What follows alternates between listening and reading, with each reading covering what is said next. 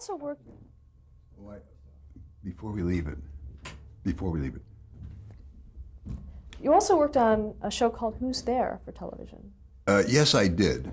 It was not an inordinately successful show, but it was a fun one to do because Arlene Francis was again the hostess, the mistress of ceremonies, and that was one in which again we used the sort of hidden personality thing with a combination of clues, which were not voice clues. They were rather, let's say, a shoe that an actor or an actress wore in a movie might be shown to them. Now, the size of the foot would give some hint, but not a tremendous amount. And we would keep adding clues of that kind to who's there, meaning who's behind the screen.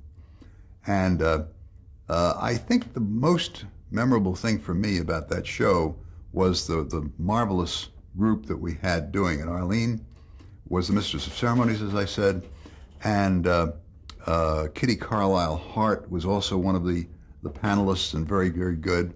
Martin Gable, who's a fine actor with a rich voice, was Arlene's husband and also did it. It was sort of a family show. And a very dear friend of theirs was an actor named Melvin Douglas, who was a marvelous actor, had done, Ninotchka was probably one of his most famous things with Garbo, but he was one of the fine actors and especially comedians, comic actors of the time. And he agreed to do it. Now, he had been married to a woman named Helen Gahagan Douglas, and she had run against Richard Nixon for the House of Representatives in California. And Richard Nixon had tarred her as a communist, a pinko, red, communist, whatever the words were being used at the time. It was all dreadful, but that's what happened. Nixon won the race. Helen Gahagan gave up politics. Melvin Douglas was tainted with the same brush when Joseph McCarthy came into our picture, our land, I should say, and created havoc, particularly in the entertainment world. Simply because Melvin Douglas had been married to Helen Gahagan.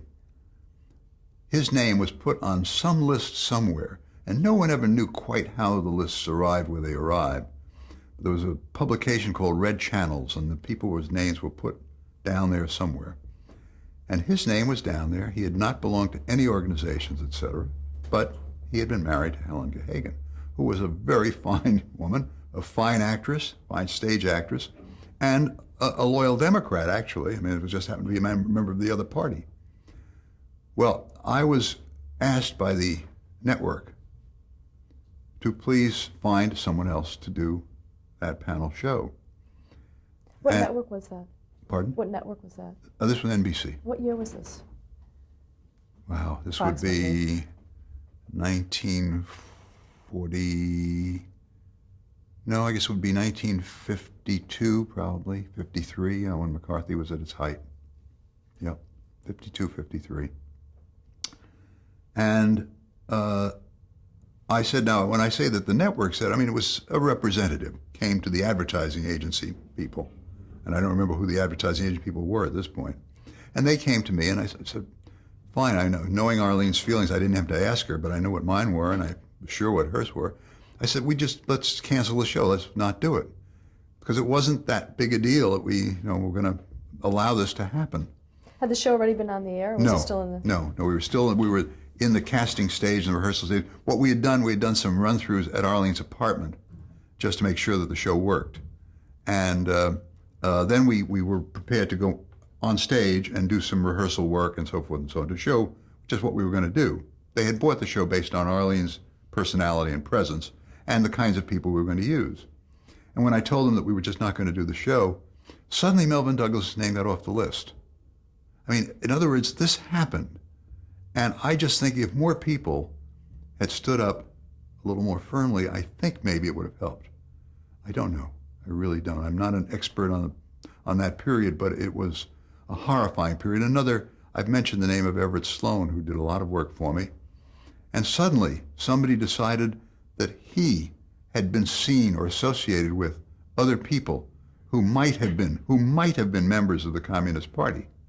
And I suddenly got word that Everett Sloan was now on some list. It wasn't Red Channel, but some other list. And again, I just said, I have been working with Everett Sloane. It was by that time at least 10 years.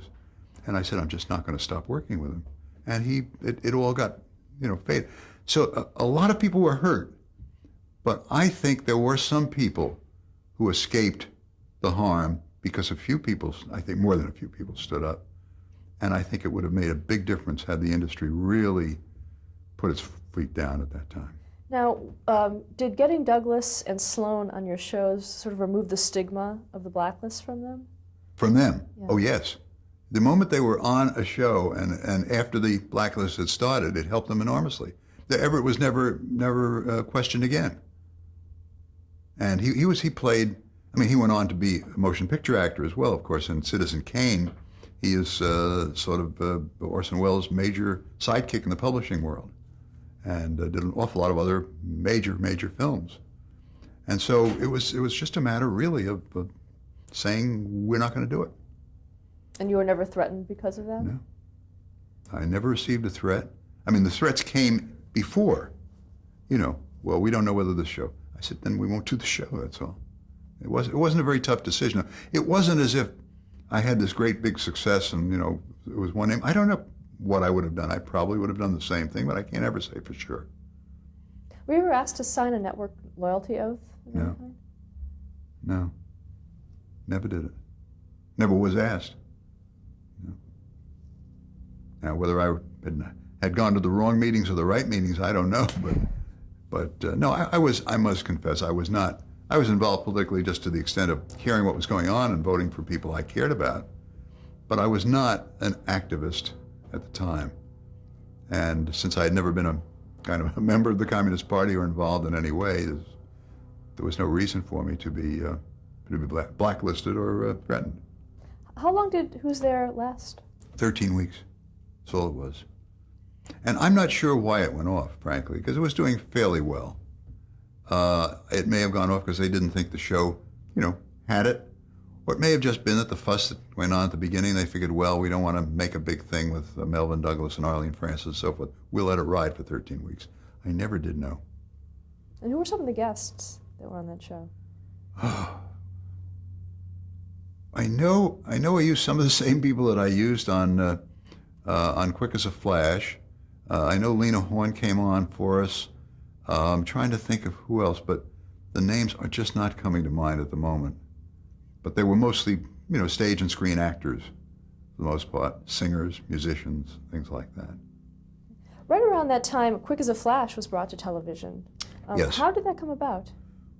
We made a presentation for television and said we can do this by making film clips as our dramatized questions, which is the equivalent of our questions that we did verbally.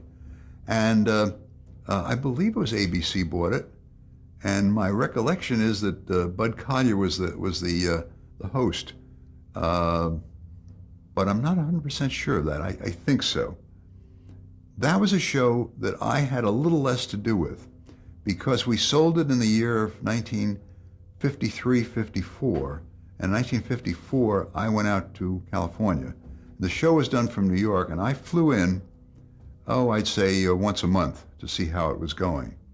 But I left it in the hands of my partner, Charles Moss, in New York, and I left it in the hands of a director, and it seemed to go along. I think we hired a young producer too, but my memory's a little vague on that one. But that was the time that I started into film television. Now, you said that you were partnered with Charles Moss. When did that come about? That started in,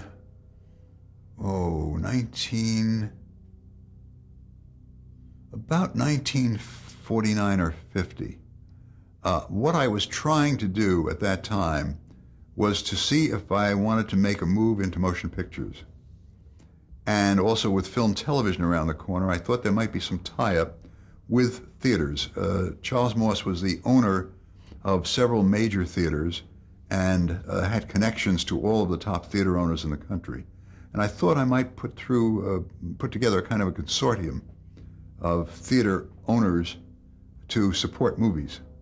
It never came to pass, but Charles and I remained partners on some ventures, including the Mickey Spillane, Mike Hammer project, which will be coming up. and including Quick as a Flash television. He was not involved in Quick as a Flash radio. So I went out to California and I did the film clips in Los Angeles, shipped them back east for the show back there. And that's how Quick as a Flash got done. Notice all of the film clips were made in Hollywood.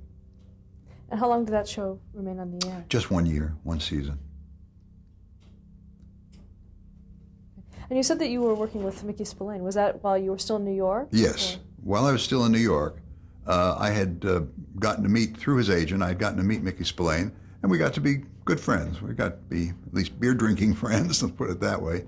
And Mickey had made a huge success with his first few books. Kiss Me Deadly, it was Mike Hammer books, and was the first one. And I got the rights from him to do a radio series based on the Mike Hammer character. That was his principal character in all of his books. And so we put on a radio program on the Mutual Network called Mickey Spillane's Mike Hammer.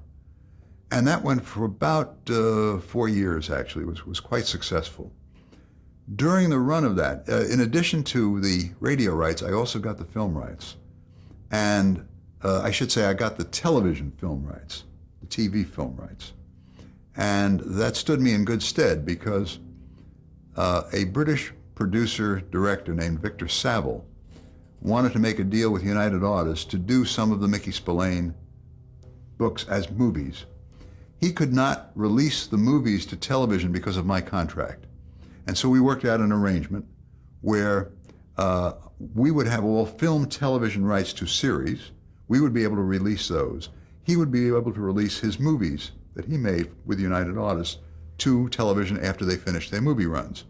In addition to that, they gave us enough money to make a pilot film of the Mickey Spillane Mike Hammer character on film in Hollywood. And that was my next major project. In addition to doing the film clips for Quick as a Flash, I put together a Mickey Spillane Mike Hammer television series, the pilot of which I'll start by saying has never been seen by anyone on the air, interestingly. And this is the story, the background. Even though Mickey Spillane's Mike Hammer has shown up on television, first with Darren McGavin in a syndicated series and later with Stacy Keach, none of them related to the first Mike Hammer show that I produced. The story is something like this. I came out to Hollywood and had my first Hollywood experience because I went on the set of a movie called The Silver Chalice, a costume movie that Victor Saville, the same man who wanted to produce and direct the Mickey Spillane piece, was producing and directing for Warner Brothers. It was my first visit to a Hollywood soundstage. And Virginia Mayo, Jack Palance were in the movie, and a very good-looking young man whom I had just seen on Broadway in Sweet Bird of Youth by the name of Paul Newman. It was his first movie. And he was there in his toga. And I thought he looked pretty funny in a toga myself. But he's good-looking he was. And then there was a young woman holding a small child in her arms, and another child was at her hand, holding her hand. And I was introduced to her as Paul Newman's wife, and I said to myself, wow, I've heard all these stories about Hollywood and the terrible things that go on out here. And isn't this wonderful that here's this nice guy who's just come out from New York, and here's his wife, and Kitty's on the set with him, and all is just great. I then went out to, after lunch with Saville, I went out to Culver City, where the RKO studios stood, and where a company called Four Star Productions was doing a series in which Dick Powell, Charles Boyer, David Niven, and Gig Young alternated each week in a different dramatic piece. They only shot every other week, so their crew was available in the interim weeks. And I thought the quality of that the crew delivered was very, very good, the camera work and everything else. And so I sought the possibility of their doing my Mike Hammer show in between one of their shows, the off week. I met the cameraman, I met the production manager, and everything was fine. I mean, it was very good. Gig Young was doing one of the piece that day, and he was doing it with a young blonde woman whom I'd never seen before, but very good actress and so on. And they had this rather romantic scene, and when the scene broke, I watched the scene, and then when it broke, she ran off onto the side and into the arms of another man, and it was Paul Newman.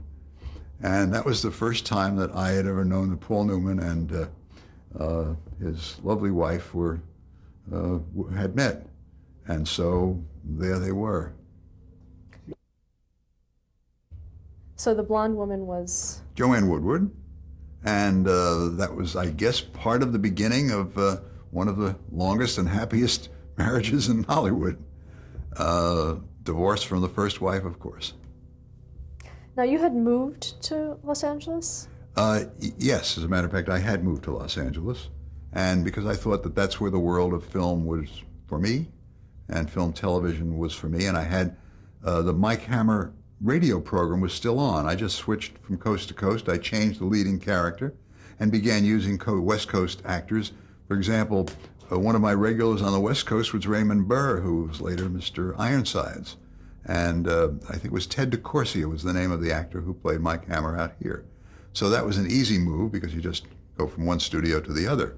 But in addition, I was making those quick as flash film clips. And now I was starting on another project, which is the Mickey Spillane, Mike Hammer television pilot film.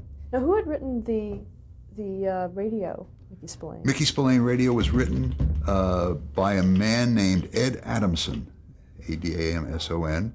And Ed, I tried to use Ed in television, and somehow or other he had an ear for what was good radio, but not so much an eye for what might make good television. It happened, unfortunately. But I got lucky with the Mickey Spillane pilot because after I got the crew set, I needed a writer. I set the date for about 3 months ahead. I booked a time when they would be free. And MCA, one of the MCA agents, came to me with a young writer. We had lunch, and he gave me a radio script to read. He'd never done a piece of television or film.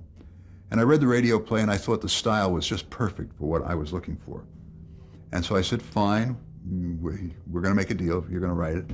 But the writer also wanted to direct the film. Well, that was a little scary, because I had never produced a dramatic film. He had never directed a dramatic film. And yet I said to myself, you know, he's very bright, we'll learn it together. And I had this wonderful crew, counted on the cameraman and on the production manager, all the other people. And so I said, okay. It happened to be Blake Edwards, and that was the first film he'd ever done. First film he'd ever written, first film he'd ever directed. And so you can tell that I was lucky because he had just the right edge for it. It was absolutely perfect. It wasn't a violent film, it wasn't an over-sexy film. It was just a tough, hard, good melodrama. I then needed an actor, and I had found one in New York because I had been testing people for other stuff back there and had run into Brian Keith. And I thought he was the perfect one for Mike Hammer. And indeed, when we tested him, he was just wonderful. And Blake and I agreed he couldn't have been better. And we made a really smart, sharp half hour. And it was called Mickey Spillane's Mike Hammer, starring Brian Keith, written and directed by Blake Edwards, who was prepared to stay with the series, as was Keith, of course. And the MCA entourage from Review Productions, which was the production arm of MCA back in those days, Alan Miller, who was the head of production out there, and also an agent named Jennings Lang, who was one of the more famous agents in Hollywood and MCA, and we'll get to Jennings, I think, a little bit later on, and a couple of other people from Review and from MCA, including the agent for Fred Shore, who represented at that time Blake Edwards. And they just raved about it. They thought it was great, and they wanted to represent it. Well, I figured they were the biggest talent agency in the business, and they wanted it, and they liked it. Take a chance. I gave them a certain period of time, which they had to sell it. I think it was sold in 5 days. They went back to the William Esty Advertising Agency, represented both Camel Cigarettes and the Colgate-Palmolive Company, and they had a time period in those days, and we'll come to that later too, the changes. In those days, sponsors and their advertising agencies called the shots. They bought the programs. They didn't necessarily produce them as they had done in radio, but they controlled them. And they controlled time spots so that Wednesday night on CBS at 9 o'clock, from 9 to 9:30, was controlled by Camel Cigarettes and the Colgate-Palmolive Company through the William Esty Advertising Agency. Once they bought the show, and they bought 39 and 13, it wasn't this, we'll buy, 6 and see how they go, we'll try 13 maybe. We got 39 firm commitment for this Mickey Spillane, Mike Hammer character. One slight problem. William Paley, who was running CBS at the time, said, "Oh, that's a good melodrama, I like it, but I will not have Mickey Spillane's or Mike Hammer's name on my network." Well, our hearts sank. I mean, that was just terrible. And no matter what arguments were put up by MCA, by the advertising agency, even by the sponsors, Paley would not give in. Now, Why was that? Why was that? Yeah. Because the name Spillane connoted sex and violence.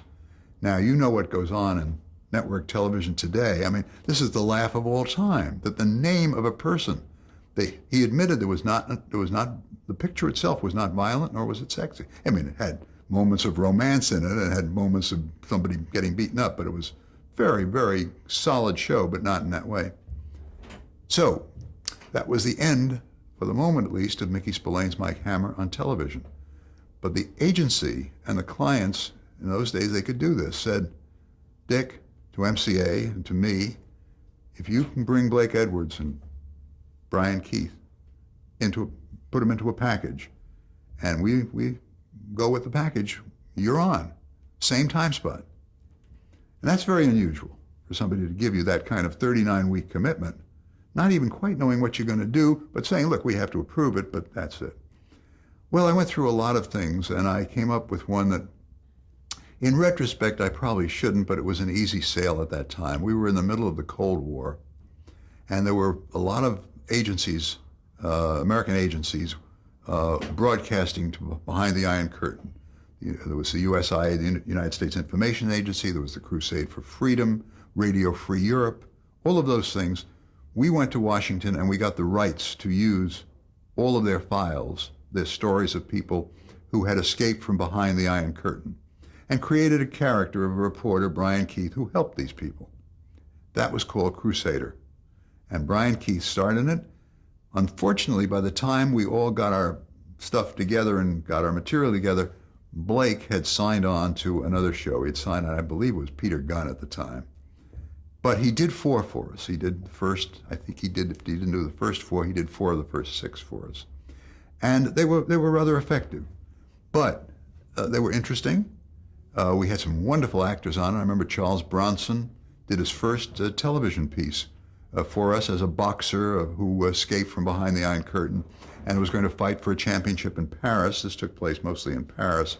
And how they were trying to get him, say, your family will be hurt if you go through with this match, and so forth and so on. But we did have a marvelous boxing match actually on the screen, and did some very good shows, but the public was not very interested in a show built around a political situation. It gave me personally a great many wonderful opportunities because the head writer, Oscar Millard, and I and our wives went to Germany, and we got some wonderful stories, personal stories. I mean, I'll recount just one briefly because it just shows the kind of things that people went through back then. There were two men who had escaped from Poland. They went all the way from eastern Poland, through Germany, and they made their way through East Berlin to West Berlin. And there, of course, they were safe. One of the men, then, having found that he could make it safely, went back for his wife and baby. Got all the way back there, found the child had died in the interim, which was very sad, but he took the wife, brought her all the way back safely to West Berlin. By the time I met her, they brought her out, she was pregnant. We were going to replace that baby. And I must say, she was not the prettiest woman I've ever seen. She had a hair lip. It was a very large woman, but the look of love on that man's face made us a story. And so those were the kinds of things that we did. They were very unusual, but whether they were popular or not is very hard to picture. Did you use that story? Yeah. Did you use it? I don't remember what we called it. Did you cast a woman that was similar to the? We cast. Oh yes, sure, we had to. While you were doing the research in Europe, did you feel you were in any danger at all? Well, we were young, and we deliberately got ourselves into danger. Yes, because we wanted to get some feeling of what it was like living in West and East Berlin. We were fortunate. We were able to find a driver who had an old Chevrolet, and he drove the four of us across. He got permission, of course. He drove the four of us across, and they didn't mind tourists. You see, we found later that most of the people who were targeted people whom they were watching for if they tried to escape and so on. People did actually come over. They got through to their relatives. Some people even worked on one side or the other. They took chances, but they did it. We went over, and we went first to the Russian monument for the fallen dead when Berlin was captured by the Russians. And it was a very interesting piece. When we turned around, we saw that our car was completely surrounded, all by men. We were a little scared. So you asked me, we were scared? We were scared. What we found out when we went down there was they were just looking at the car and admiring this Chevy. They'd never seen a car like that in their lives. So it was not a very serious thing. But we did go into the big department store, and we spent some money just to see what it was like. And we used West German currency, which we weren't supposed to do. And the people behind the counter took the West German currency and put it in their pockets and gave us East German change and paid for what we paid for with East German change out of their own pockets. They wanted to keep the West German money. We then took the underground back, and we got back safely. We let the driver go, and we took it back. So we tried to get some sense of what it was like, the reality of it. I must say we were luckier than most, but we did get a feel for what the city was like, what East Berlin was like. For example, Stalin Alley, which we portrayed in some of our Crusader things when we were escaping, was almost like a movie set, a television set. It was buildings went down both sides of the street, rather attractive buildings, but they were only about 12 feet deep. Behind them was rubble on both sides. And there were just enough for an apartment on each floor, let's say, or two apartments on a floor, and straight across, and that was it. And probably only the people who were in the government probably got into those apartments, because the people were living in rubble, because we saw it with our own eyes. So it was a very interesting experience from that point of view. And the series was a pretty good one. It lasted for almost 2 years, which is, we did about, I think it was 65 episodes, which is not the worst run in the world, but I think it could have been, I think if Mike Hammer had gotten on, I think he'd have stayed on for a very long time, because that show would have caught on with people. But it was my first experience in film series, and it was a good one, so much so that MCA asked me to join them. Well, on Crusader, what kind of budget did you have? Oh, I'm glad you asked, because I was speaking to my son Jeffrey, who is in the business very successfully, about costs now and costs then.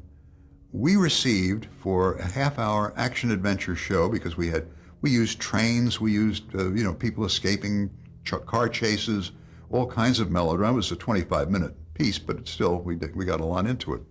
And we had Brian Keith to pay, and Blake Edwards, or whomever else wrote it and so forth, directed it. We got from the sponsor $25,000 per episode. MCA, as the agent selling the package for us, took 10% off the top, so that was $2,500. There was also Review Productions, where we filmed the series, was a production organization, and we did use their facilities, obviously, but they got 20% overhead charge on the bottom line.